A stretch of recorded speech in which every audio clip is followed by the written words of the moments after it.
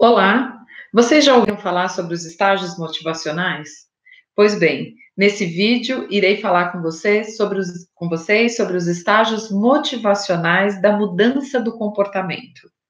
Esses estágios estão relacionados aos estágios pelos quais todos nós passamos quando estamos diante de uma mudança de comportamento. E para explicar os estágios de mudança, os psicólogos James Prochaska e Di Clemente desenvolveram na década de 70 um modelo chamado de modelo transteórico da mudança de comportamento. Esse modelo surgiu a partir da análise comparativa que esses dois psicólogos fizeram entre diferentes teorias e modelos psicoterápicos, que enfocavam, de alguma medida, o processo de mudança. Entre essas teorias estavam a terapia cognitiva comportamental, a terapia existencial e humanista, a psicanálise e a gestalt terapia. O que esses dois psicólogos observaram e apontaram é que essas teorias apresentavam limitações e, de certa maneira, até dificuldades em detalhar o processo de motivação para a mudança nas pessoas. Ou seja, as mudanças podiam até ocorrerem a partir dessas intervenções terapêuticas. No entanto, essas teorias não conseguiam explicar qual era o processo pelos quais essas pessoas passavam para que ocorresse a mudança de comportamento. A partir dessa constatação, eles desenvolveram então um modelo que eles deram o nome de modelo transteórico da mudança de comportamento. Neste modelo, o principal pressuposto era o fato de que as automudanças bem-sucedidas dependem da aplicação de estratégias certas na hora certa. Ou seja, o que esses psicólogos observaram é que as mudanças intencionais bem-sucedidas estavam relacionadas a estratégias que eram utilizadas exatamente no momento certeiro, né, onde essa pessoa apresentava a maior abertura para o processo de mudança. Então, esse modelo desenvolvido por Di Clemente e Prochaska, ele se diferenciou das demais teorias na medida em que a sua direção estava voltada especificamente para a compreensão do processo de mudança de comportamentos problema. Ou seja, o foco deste modelo estava na mudança intencional, na tomada de decisão do indivíduo. Não aquela mudança que acontece espontaneamente, mas aquela na qual o indivíduo toma a decisão de promover uma mudança.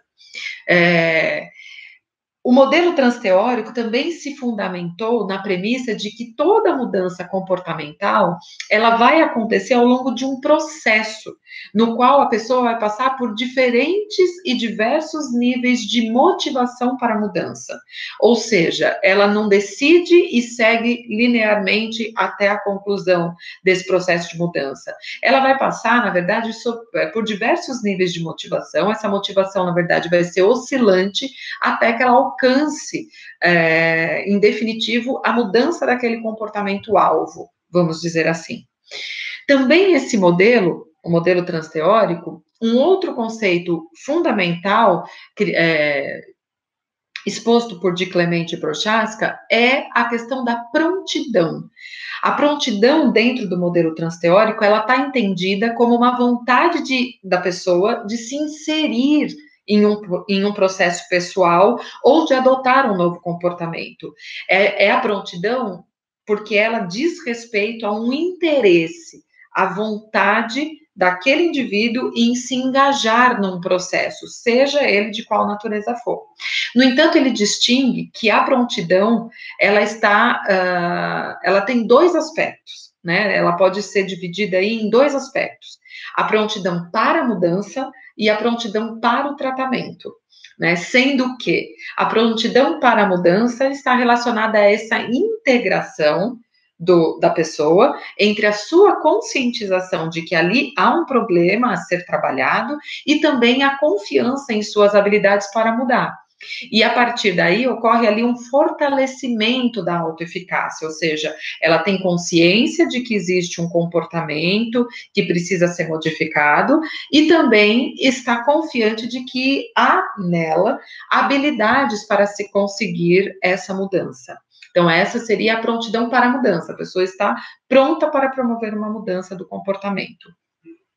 Por outro lado, o outro aspecto, na verdade, da prontidão é a prontidão para o tratamento, ou seja, uma motivação para procurar ajuda, para iniciar e manter e terminar um tratamento. Correto? Por que ele faz essa diferenciação? Por exemplo, no caso dos usuários de drogas, né, de dependentes químicos.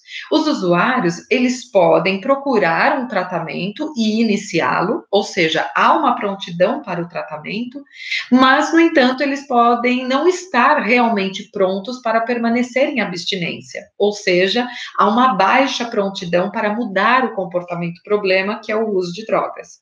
Isso é muito comum, na verdade. O que a gente observa é que é muito mais corriqueiro, né, o surgimento desses pacientes que estão prontos para o tratamento, mas ainda não estão prontos para o processo de mudança. Então, eles iniciam um tratamento, eles procuram por ajuda e até iniciam um tratamento, só que durante o tratamento o que nós vamos vendo é que há uma resistência, uma baixa prontidão para fazer as mudanças necessárias para reverter aquele comportamento problema, né?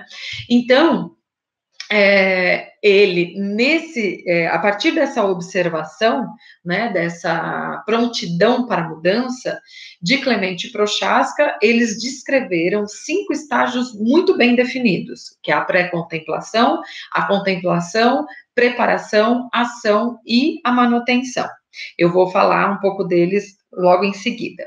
Antes, é importante frisar que, apesar deles terem definidos esses estágios motivacionais que estão relacionados a essa prontidão para a mudança, eles também destacaram, eles também reforçaram que o indivíduo não vai caminhar de uma forma linear por esses estágios, né? Saindo do primeiro, que seria o pré-contemplativo, para o último, que é a manutenção, e passando por todos eles como uma escada, né? Linear. Na verdade, não. A mudança, as mudanças de estágios e essa prontidão, essa motivação para a mudança de comportamento, ela, na verdade, ocorre por uma espiral. Ou seja, as pessoas podem progredir ou regredir sem uma ordem lógica. Então, ela pode estar pré-contemplativa e, de repente, ir lá para o outro estágio, que é o estágio da ação. Como ela já pode estar no estágio da manutenção, que é um dos últimos estágios, e regredir para o primeiro estágio de todos, que é o pré-contemplativo. Vai ficar um pouco mais claro depois que eu descrever cada um desses estágios. Mas o importante aqui que eles frisam é que, apesar da gente dele descrever esses estágios de uma forma linear, né, de uma forma muito bem definida, esse processo de mudança ocorre mais numa espiral, onde a pessoa transita por esses estágios motivacionais, né, de uma forma sem uma ordem aí muito lógica, né. É importante também destacar que o modelo transteórico, ele tem sido a base para a formulação de novas e mais adequadas propostas de intervenção terapêutica no tratamento de adicções. Então, esse modelo, ele observou principalmente, né, esses estágios pelos quais as pessoas passam ao passarem, né, por um processo de mudança, mas ele frisa muito a questão do tratamento da dependência química, do tratamento de comportamentos aditivos, né? Então, e ele tem sido, né, o modelo transteórico, ele tem permeado a formulação de novas novas abordagens, novas propostas de intervenção que têm se apresentado mais adequadas também no tratamento das adicções, né?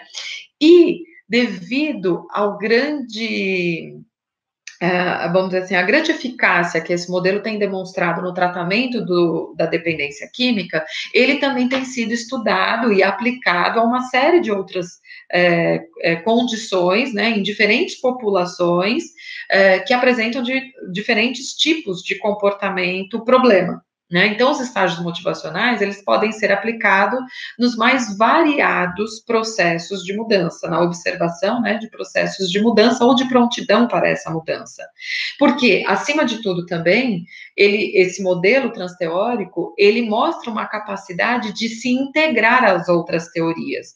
Então, por exemplo, não é porque você aplica ou trabalha dentro de uma abordagem teórica, por exemplo, psicanalítica, que esse modelo transteórico não pode te ajudar, te dar um suporte nas questões que envolve lá o trabalho com o seu paciente. É claro que a psicanálise acaba tendo aí só abrindo um parênteses, né? A psicanálise acaba tendo um método muito específico, né, que envolve uma série de condições do terapeuta para que se, então, operacionalize uma psicanálise, né, que acaba, vamos dizer assim, muitas vezes dificultando a integração com outras teorias. Mas o que ele fala, o que eles dizem aqui, o que os estudos mostram, é que por não se tratar de uma coisa mais prática, mas sim desse mapeamento do momento onde esse paciente se encontra motivacionalmente para promover algum tipo de mudança, você consegue também balizar as suas intervenções a partir disso.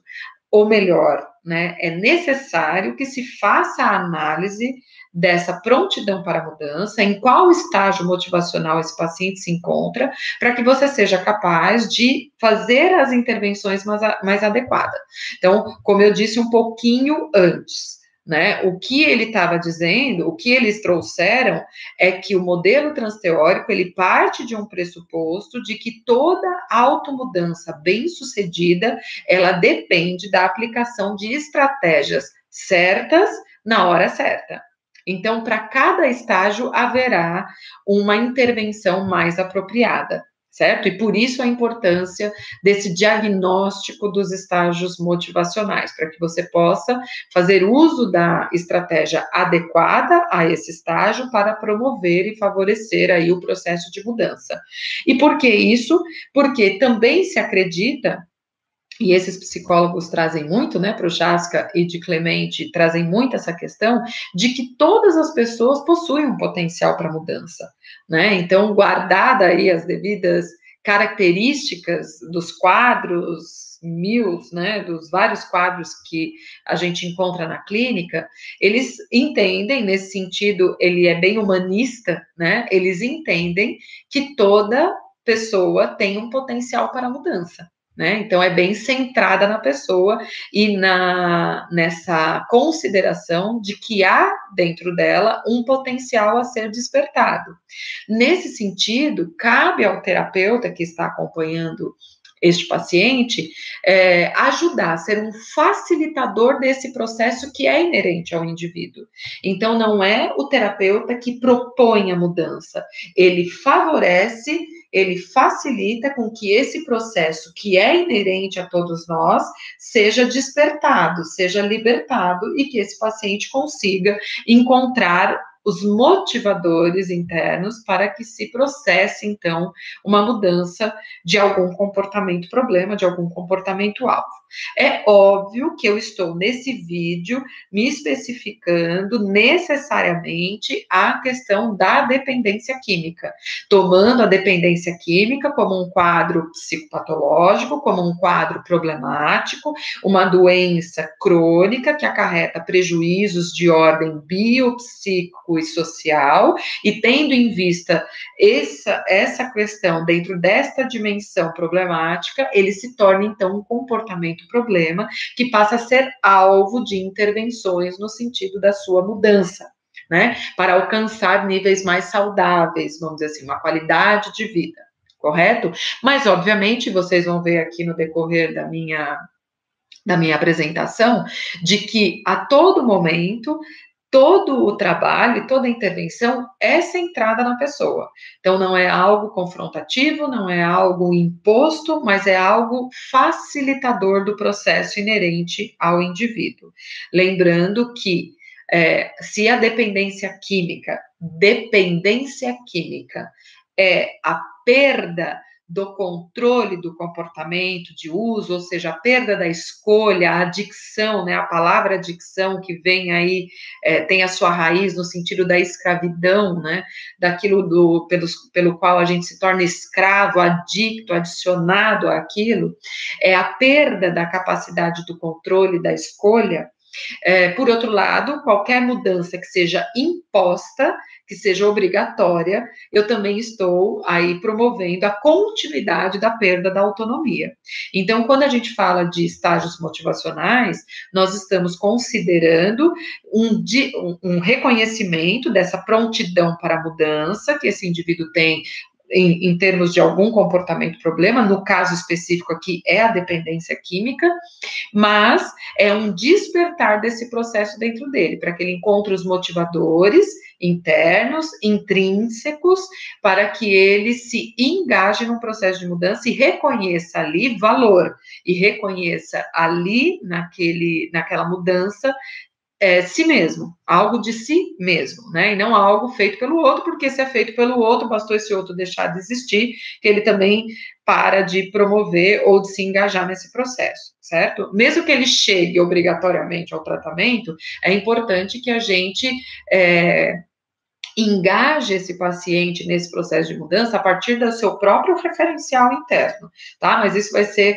assunto aí para um outro vídeo que nós faremos sobre a entrevista motivacional, que também está baseada aqui nos estágios motivacionais descritos por Di Clemente e Prochaska. Certo? Bom, então, nesse sentido, eles descreveram, como eu disse, 5 estágios muito bem definidos. Falarei cada um deles agora, dando aí também um pouco de como o terapeuta deve intervir, quais as estratégias mais adequadas para serem utilizadas de acordo com esse diagnóstico motivacional, certo? Então, o primeiro estágio descrito por Di Clemente e Prochaska, eles deram o nome de pré-contemplação. Pré-contemplação, o próprio nome já está dizendo, né? Pensando a contemplação como aquele que contempla, a pré-contemplação é aquele que está antes dessa contemplação, que ele está anterior a contemplar algo. Contemplar algo, se a gente pegar também a palavra, é algo que é visto, que é considerado, que está no nosso campo de visão. Eu contemplo algo. Quando a gente fala, eu estou aqui contemplativa diante da praia, porque eu estou observando o mar, eu estou observando a paisagem, eu contemplo, né? Ou seja, está no meu campo de visão. Quem está pré-contemplativo, ou seja, ele está antes do campo de visão, certo? Ou seja, ele ainda não está enxergando aquilo, ele não contempla aquela situação, seja ela qual for. No caso aqui dos estágios motivacionais, pré-contemplação diz respeito a uma pessoa que não tem consciência sobre o comportamento problema. Ou, se ela tem alguma consciência desse comportamento, ela é extremamente pequena e ainda assim a responsabilidade está descentralizada, ou seja, ela não se coloca como responsável por aquele comportamento, ela não se coloca como responsável por aquele problema que ela está observando. A responsabilidade é sempre de alguma outra pessoa, ou seja, está sempre desfocada, é sempre de alguém. É muito comum, na verdade, que a pessoa pré-contemplativa, ela não tenha consciência desse comportamento problema. O que ela relata não é o comportamento problema, porque ela não se refere a si. Ela pode dizer que há problemas naquela situação, mas que não tem nada a ver com o comportamento dela. Então, ela está pré-contemplativa, ela não consegue observar a autorresponsabilidade naquela situação na qual ela está envolvida e que é problemática e que traz ali algumas questões desafiadoras para ela. Como ela está pré-contemplativa, não adianta fazer qualquer tipo de orientação a esse indivíduo, porque não há nenhuma intenção de mudança. A intenção de mudança só surge em indivíduos que consideram que existe um problema.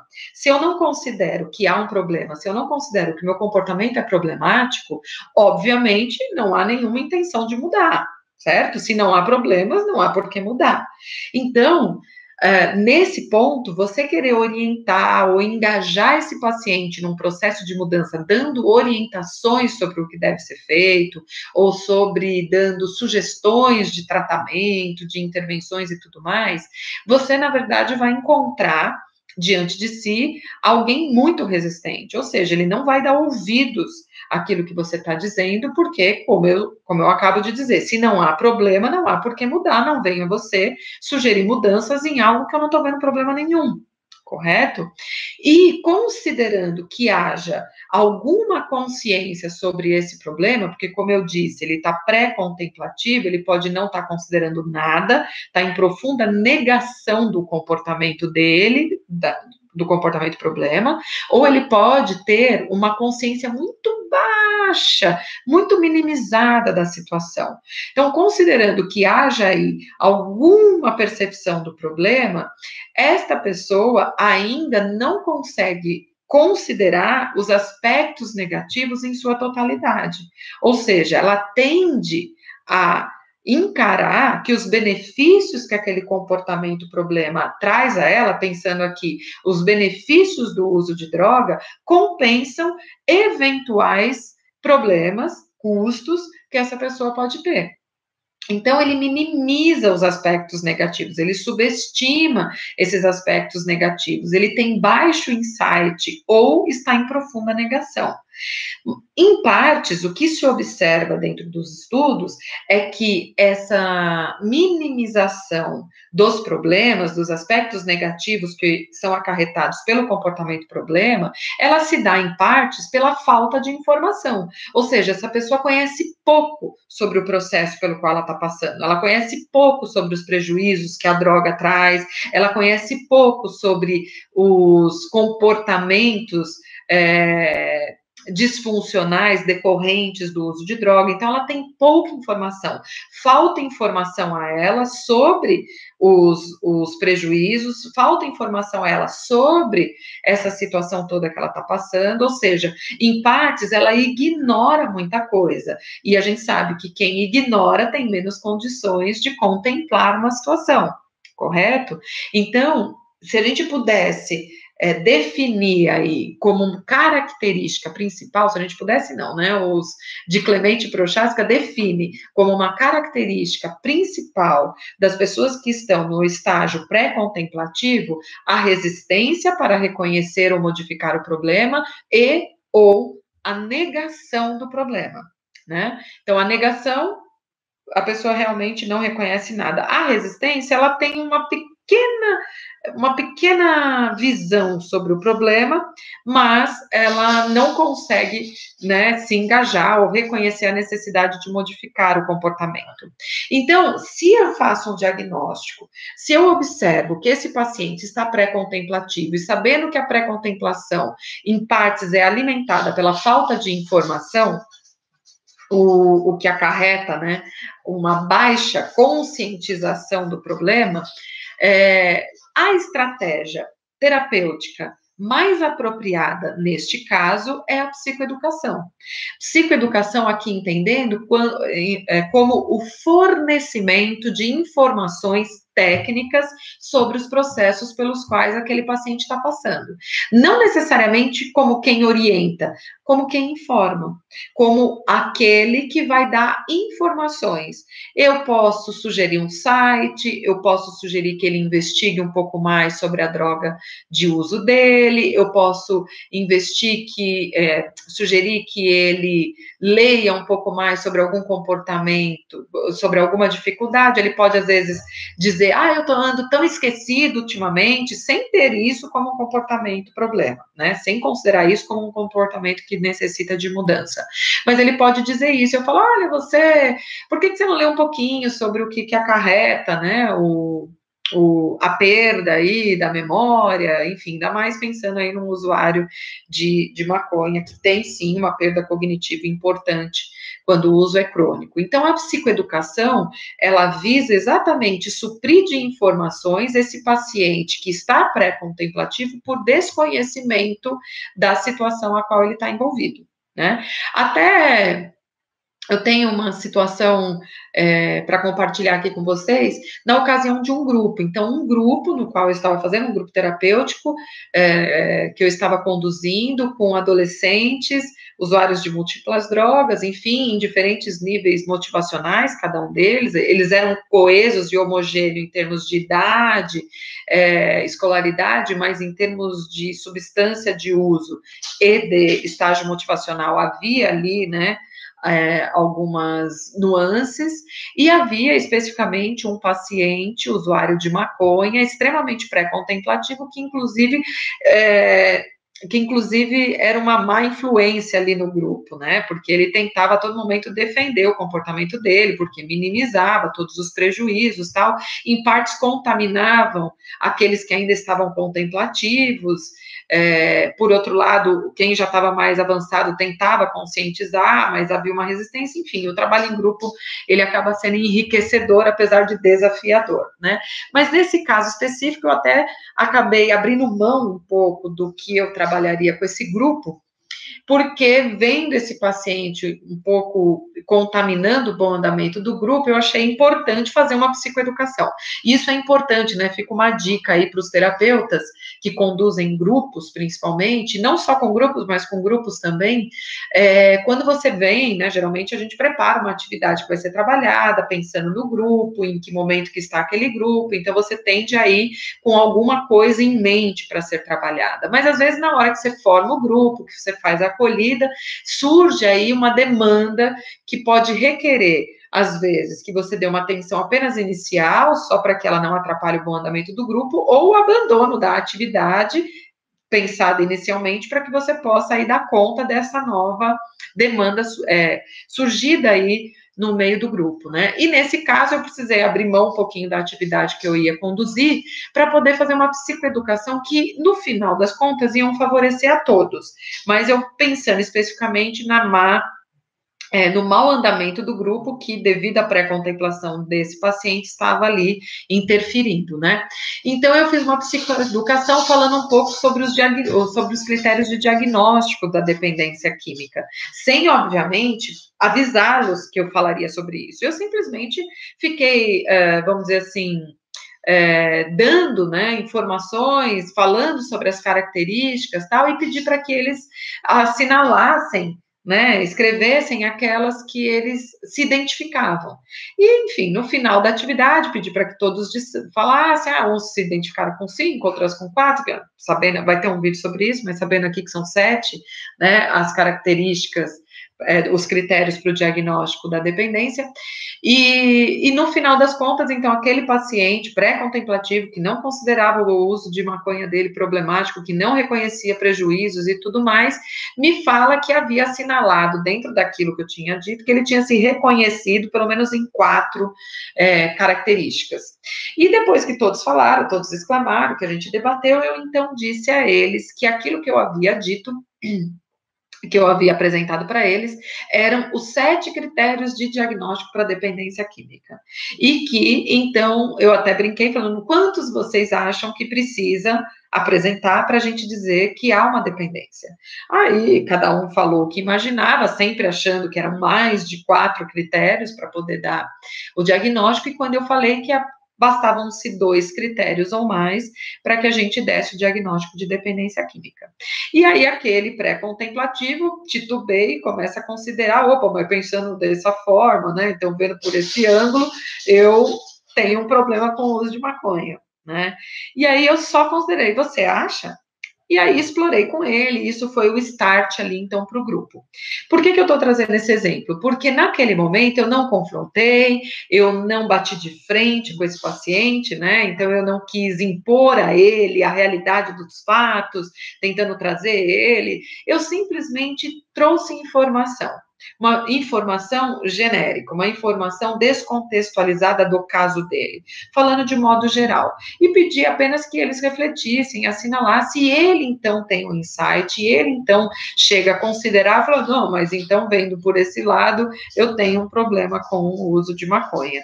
E eu exploro com ele essa nova percepção, obviamente, dando reforço àquelas percepções acertadas, ajudando a conduzir ali aquele novo entendimento que ele está tendo sobre o uso de maconha dele. Então, isso é um exemplo de uma estratégia psicoeducativa para alguém que está num estágio pré-contemplativo. A gente fornece informações, certo? Para que ele mesmo possa ter os próprios insights. Enfim, um outro estágio descrito por de Clemente Prochaska é a contemplação. A contemplação é exatamente aquela pessoa que sai dessa negação e é capaz, sim, de vislumbrar, de contemplar a situação problema. Né? Então, ela já consegue levar em consideração de que, sim, há um comportamento problemático, no caso específico de dependência, que há um comportamento problemático relacionado ao uso de drogas dela. Então, ela identifica a presença do problema, no entanto, ela ainda não consegue iniciar nenhuma ação.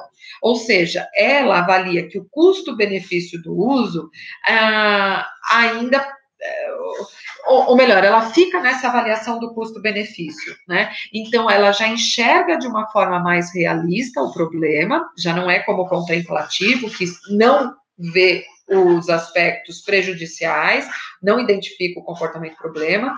A pessoa no estágio contemplativo, ela vê o comportamento problema, mas ela não consegue fazer nada a respeito disso. É como se a gente pudesse dizer que ela fica lá em cima do muro. Então, ela olha para um lado, vê todo o comportamento problemático, e ela olha para o outro e vê todos os benefícios que ela tem dentro daquele comportamento. Então, elas até cogitam a possibilidade de fazer alguma mudança de comportamento, mas ainda considera os efeitos positivos, no caso aqui da substância, efeitos que são valorizados por ela, ou seja, ela não consegue imaginar ela vivendo sem a substância, né? Sem os efeitos positivos que a substância acarreta. É como, pensando num relacionamento amoroso, a pessoa é capaz de identificar que o companheiro tem defeitos, mas ainda não se vê vivendo a vida sem a companhia desse parceiro. Né? Então, a pessoa está ambivalente. A grande característica desse estágio é a ambivalência, ou seja, o conflito entre a aproximação e a evitação do problema. Então, a pessoa se aproxima do problema, se afasta do problema, evitando tomar maiores consciência ou tomar uma ação. Né? Pensando que a pessoa está num conflito, ou seja, ela oscila entre ver os problemas e ver os benefícios do próprio comportamento, a estratégia mais adequada do terapeuta é ajudar essa pessoa a ponderar os prós e contras, ou seja, fazer uma balança decisória, por exemplo. Então, na balança decisória, você vai ajudar a elencar e, com isso, esclarecer ainda mais para esse paciente os prós e os contras de ambos os comportamentos, do comportamento de uso e da interrupção do comportamento de uso, né? Ou seja, você vai ajudar esse paciente a esclarecer ainda mais as condições envolvidas, tanto em permanecer no comportamento problemático ou se engajar num processo de mudança. Né? Então, na contemplação, nós vamos ajudar o paciente a esclarecer ainda mais. Se ele vê os dois lados, então que ele amplie o olhar dos dois lados, para que eles possam, aos poucos, ter mais insights, tendo mais informações, tendo mais condições aí de se engajar num processo de mudança, né, deste comportamento. Fazendo isso, nós vamos conseguir, de alguma forma, encaminhar esse paciente para o estágio que a gente chama da preparação, que de Clemente Prochaska descreveu como a preparação. Ou seja, é aquele tempo destinado para o planejamento, né? Porque ele é um ponto, esse é um estágio transicional entre a contemplação e a ação. Então, ele prepara a ação, certo? Então, ele começa a pensar e desenvolver um plano ou estratégias para fazer a mudança de comportamento. Mas, obviamente, ele não faz isso sozinho, né? Ele começa a considerar que sim, algo precisa ser feito. É até comum que esses pacientes verbalizem algo do tipo: alguma coisa precisa mudar, eu não posso mais continuar dessa maneira, as coisas não podem continuar assim, o que que eu posso fazer? Ou eu sei que está tudo errado, mas eu não sei o que fazer. Então, quer dizer, são aquelas pessoas que já estão começando, né, cognitivamente até, a cogitar assim, o que pode ser feito. Eu não sei o que deve ser feito, mas ela começa a pensar, tá bom, não tá nada legal, mas o que que eu faço, né? Então são aqueles pacientes que vão necessitar aí de uma intervenção que ajude eles a como é que fala? A desenvolver, né, essas estratégias de comportamento. Ou seja, ele vai buscar no outro, né, ele vai requerer do terapeuta um plano de ação, que esse terapeuta o ajude a estabelecer um plano de ação. Então, esse é o melhor momento da gente dar opções para esse paciente. Não adianta eu chegar também com um plano apenas, lembrando sempre, e nós vamos ver isso muito quando eu trouxer aí para vocês a questão da entrevista motivacional, que toda a abordagem deve ser centrada no cliente, deve ser centrada no paciente, no intuito, lembra, de despertar o seu potencial de mudança. E a gente só é capaz de despertar o potencial de mudança de uma pessoa se a gente der opções para essa pessoa e não determinações, né? Então, nós apresentamos algumas opções de ação, né? Então, pensando num tratamento de DQ, dependendo do nível da dependência química em que esse paciente se encontra, eu posso sugerir uma internação, mas também posso sugerir uma internação domiciliar, eu posso sugerir um hospital-dia, eu posso sugerir um acompanhamento terapêutico, e eu apresento para ele, por exemplo, essas opções, e ajudo ele a definir aquela que ele se sente mais propenso a conseguir se engajar e manter a escolha, né? Então, no momento da preparação, é o momento aí onde há a combinação da intenção com a conduta, e com isso a gente oferece como estratégia, né, de intervenção, um plano de ação para esse paciente, né? Então, passado por isso, nós então chegamos a um estágio motivacional, que é o estágio da ação. De Clemente Prochaska, descreve a ação como sendo o estágio onde o indivíduo escolhe uma estratégia de mudança e a executa. Por isso, ação, ele põe em prática. Então, eu ofereci para ele lá 5 opções de plano de ação e ele fala, ok, eu escolho ficar com um acompanhante terapêutico. E aí, então, esse plano é conduzido, esse plano passa a ser executado. Como? Então, essa pessoa provavelmente interrompe o uso de drogas, ele vai interromper o uso de drogas, valendo-se da estratégia sugerida, dentro daquelas, né, que foram sugeridas a que ele escolheu. Então, ele fica com um acompanhante terapêutico para assegurar que ele não retorne ao uso. Então, ele interrompe o uso e se vale de uma estratégia de intervenção para, então, executar o plano de ação, né? Então, a partir desse momento, esse paciente também vai apresentar uma intenção de aprender habilidades de prevenção de recaída. Esse paciente provavelmente vai solicitar assim, mas e o que eu faço? Tá bom, eu interrompi o uso, mas o que eu faço com aquele amigo que está me ligando? O que eu faço com a fissura? Eu estou pensando em usar, como que eu devo proceder? O que eu posso fazer? Ou seja, é aquele paciente que no momento que ele se engaja na execução de uma estratégia de mudança, ele também solicita um fortalecimento de habilidades que o ajudem a se manter nessa nova proposta, né? Então, a característica principal desse estágio motivacional são pacientes que já modificaram o comportamento-alvo e estão se esforçando para que essa mudança se estabeleça, né?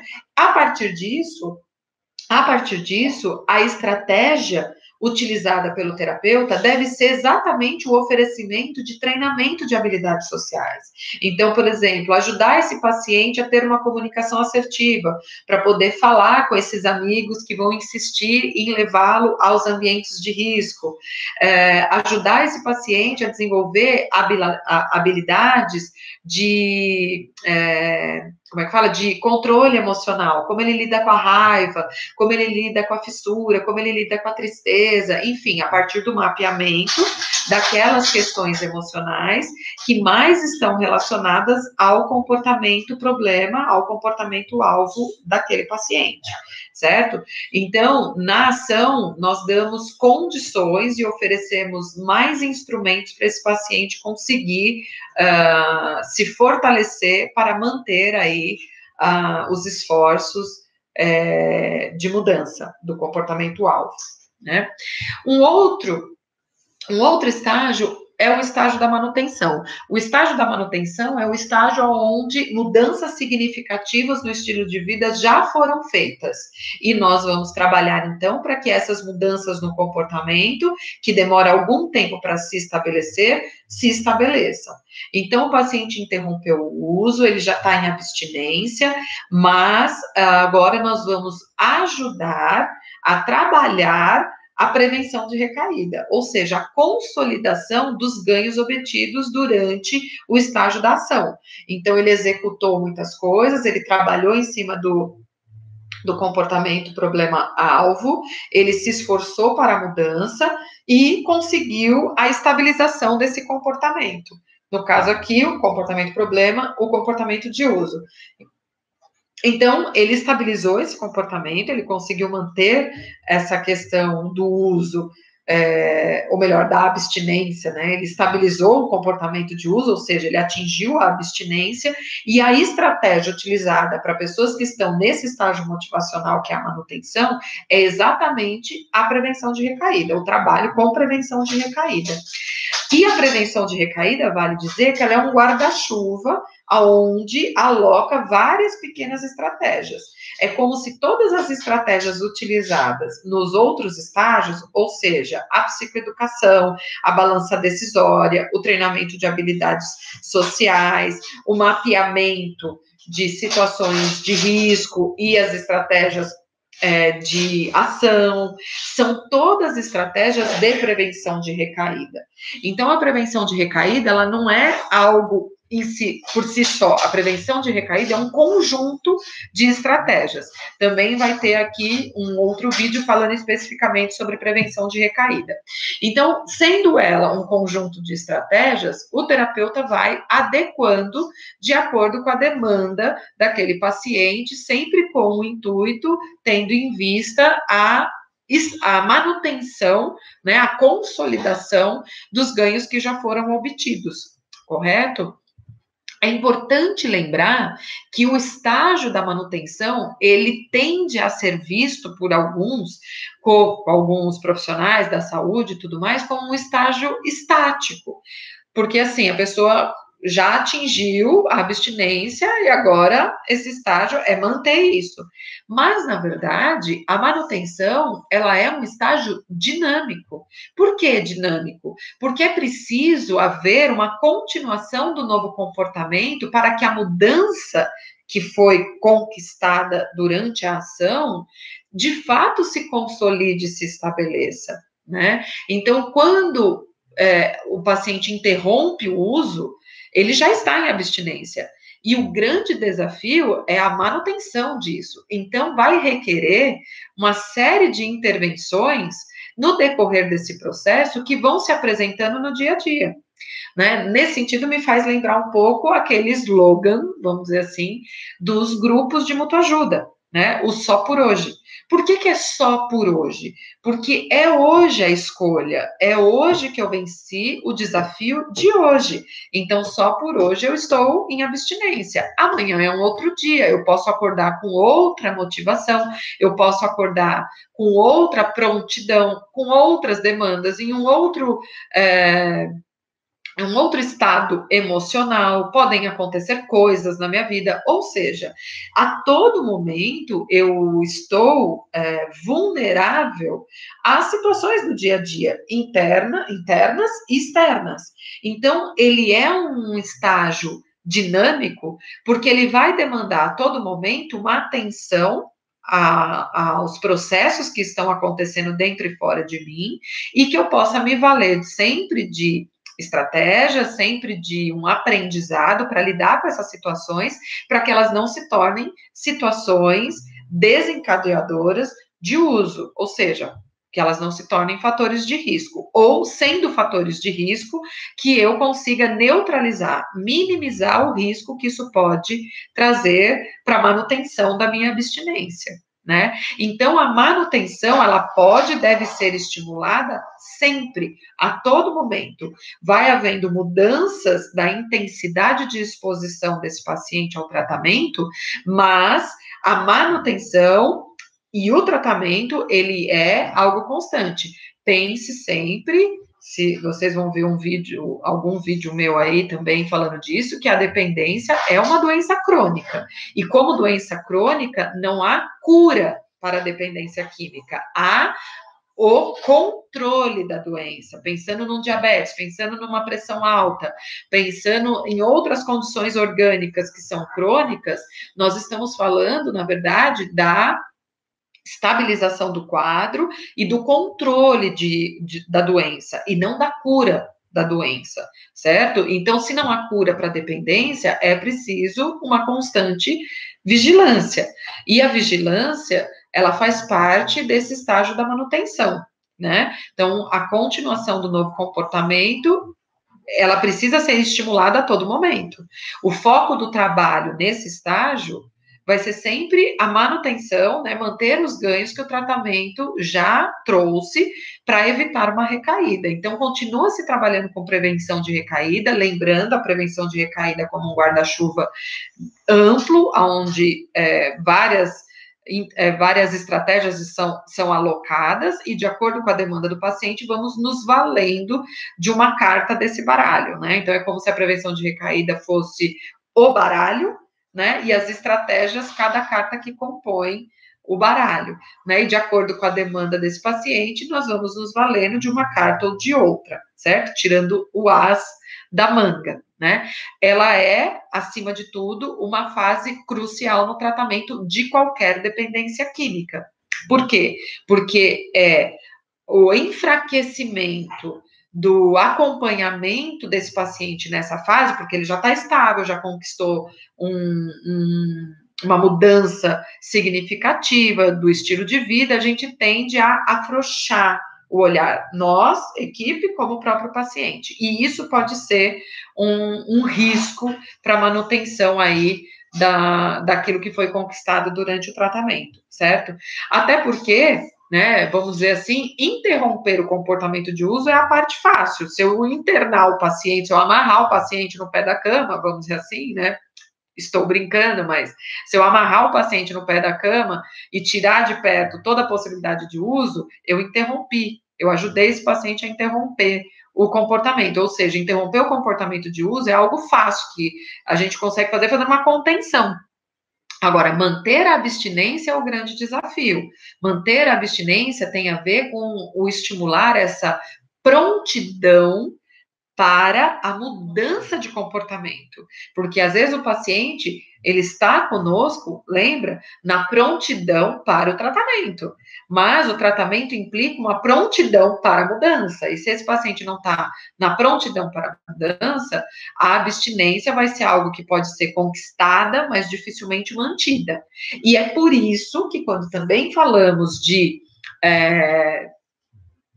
doenças crônicas, como a dependência química, a questão da recaída é algo eminente. E, ao contrário do que muitas pessoas pensam, principalmente os leigos, né, mas ao contrário do que muitas pessoas pensam, a recaída, ela não é exceção dentro de um tratamento da dependência química. Ela, na verdade, é a regra. Todos os pacientes, pelo menos que eu acompanhei até hoje, tiveram recaídas, né? Isso não quer dizer que o paciente precisa recair para conseguir ter ganhos com o tratamento, de forma alguma. O que isso quer dizer é que, sendo uma doença crônica, a recaída é algo constante no processo, ou seja, ela está presente como um perigo eminente, pode acontecer a qualquer momento. E, obviamente, que nós precisamos nos valermos da recaída como um momento de aprendizado. Toda vez que ocorre uma recaída dentro de um processo do tratamento, da DQ, a gente precisa fazer um mapeamento dessa recaída. Para quê? Para que a gente possa entender todos os aspectos que culminaram na volta ao uso, porque esse é outro ponto interessante a ser destacado. A recaída não é o comportamento de uso propriamente dito. A recaída é todo um processo, um conjunto de sinais e sintomas que vão sendo apresentados de uma forma mais explícita ou implícita, que culmina na volta ao uso. A volta ao uso da substância é o ponto final da recaída e não o início dela, certo? A volta ao uso da substância no padrão que o paciente tinha antes da sua interrupção, que vale ressaltar que recaída tem a ver com o retorno da síndrome da dependência química nos padrões que o paciente estava antes de iniciar o tratamento ou de fazer a interrupção do uso, ela é o ponto final. Né? Então, ela é o fim de um processo de recaída. A recaída, assim como o tratamento, ela é um processo. Muitas vezes a gente entende a recaída e o paciente entende a recaída como sendo um comportamento impulsivo, algo que acontece do nada. E faz parte do trabalho terapêutico com esse paciente essa psicoeducação, ou seja, essa informação do que é a recaída e qual é o processo no qual essa recaída, como é o processo que essa recaída se apresenta, né? Qual é o processo que essa recaída, da recaída. Ou seja, a gente informa, primeiro, que recair não é sinal de fraqueza. Segundo, que recair não é sinal de fracasso do tratamento. Terceiro, que recair é algo que está presente a todo momento e, por isso, a vigilância é necessária, mesmo após um longo período de abstinência. Então, nós vamos informando e desmistificando um pouco para pacientes, para familiares e para a própria equipe, principalmente a equipe que ainda é nova no acompanhamento de dependentes químicos, que vê a recaída como um fracasso do plano de tratamento. Na verdade, a recaída mostra que algo passou desapercebido, que alguns elementos não foram considerados pelo paciente e pela equipe. E, a partir do momento que ela ocorre, então, a gente faz uma retrospectiva no intuito de encontrar em que momento nós perdemos o sapato no caminho, certo? Então, para ver os pontos falhos desse processo. Não é que tudo falhou. Veja, se um tratamento conseguiu fazer com que esse paciente que fazia uso diário interrompesse, que seja por 3 meses o uso, isso é sucesso. Isso é considerado sucesso dentro do tratamento da dependência química, né? E de pequenos sucessos se constrói um processo de abstinência, se constrói uma abstinência a longo prazo. Correto? Então, a recaída, ela não é um estágio motivacional, mas ela é, vamos dizer assim, um coringa dentro desse baralho que transita a todo momento, tirando nos pacientes que ainda estão em uso, obviamente não existe recaída. É o caso do pré-contemplativo, por exemplo. O paciente que está pré-contemplativo, ele provavelmente é um paciente em uso, né? Porque se ele nem reconhece o uso como um comportamento problemático, ele nem chegou a interromper o uso de substância, então ele não recai porque ele está em uso. Mas a partir do momento que há uma interrupção, e isso pode acontecer a partir do estágio da preparação, então preparação, ação e a manutenção, nós já somos sondados ali pela possibilidade de recaída. A partir do momento que há o processo de interrupção do uso, a recaída passa a ser um perigo eminente, constante e presente durante todo o percurso. Por isso, essa vigilância, a manutenção, né, dos cuidados é tão necessário, mesmo após um longo período de abstinência, né? Mesmo após o paciente já estar aí há 5, 6, 7 meses de abstinência, não dá para afrouxar, né? Então, o primeiro ano de tratamento, é um ano muito de altos e baixos, muito cíclico, onde as recaídas são ainda mais proeminentes. Correto? Bom, então eu compartilhei aqui um pouco com vocês. Aqui embaixo desse vídeo estão algumas referências para aqueles que querem buscar na fonte, né, as informações aqui que eu transmiti. Deixem as suas dúvidas, deixem os seus comentários e nos vemos nos próximos vídeos. Um abraço.